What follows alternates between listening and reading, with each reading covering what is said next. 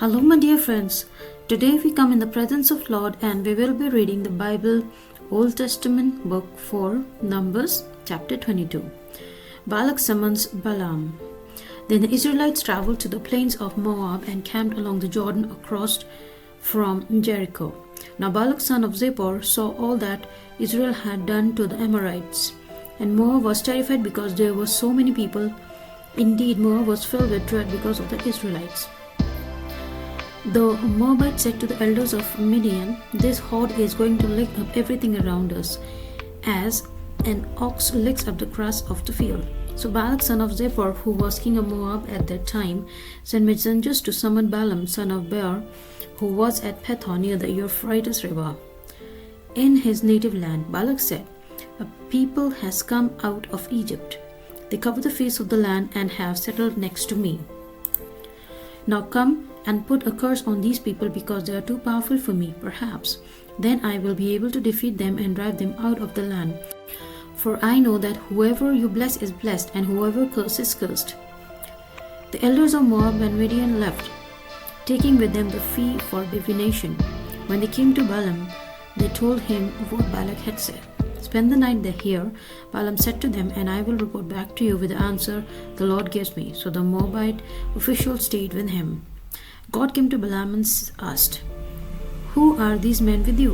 Balaam said to God, "Balak son of Zippor, king of Moab, sent me this message. A people that has come out of Egypt covers the face of the land. Now come and put a curse on them for me. Perhaps then I will be able to fight them and drive them away."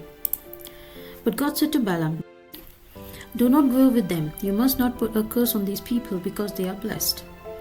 The next morning Balaam got up and said to Balak's officials, "Go back to your own country, for the Lord has refused to let them go with you." So the Moabite officials returned to Balak and said, "Balaam refused to come with us." Then Balak sent other officials more numerous and more distinguished than the first. They came to Balaam and said, "This is what Balak son of Zippor says, do not let anything keep you from coming to me, because I will reward you handsomely and do whatever you say. Come and put a curse on these people for me." But Balaam answered them, "Even if Balak gave me all the silver and gold in his palace, I could not do anything great or small to go beyond the command of the Lord my God. Now spend the night here so that I can find out what else the Lord will tell me." That night God came to Balaam and said, "Since these men have come to summon you, go with them, but do only what I tell you." Balaam's donkey. Balaam got up in the morning, saddled his donkey, and went with the Moabite officials. But God was very angry when he went, and the angel of the Lord stood in the road to oppose him. Balaam was riding on his donkey, and his 2 servants were with him. When the donkey saw the angel of the Lord standing in the road with a drawn sword in his hand, it turned off the road into a field. Balaam beat it to get it back on the road. Then the angel of the Lord stood in a narrow path through the vineyards with walls on both sides. When the donkey saw the angel of the Lord, it pressed close to the wall, crushing Balaam's foot against it, so he beat the donkey again. Then the angel of the Lord moved on ahead and stood in a narrow place where there was no room to turn, either to the right or to the left.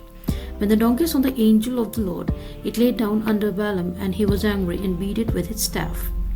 Then the Lord opened the donkey's mouth, and it said to Balaam, "What have I done to you to make you beat me these 3 times?"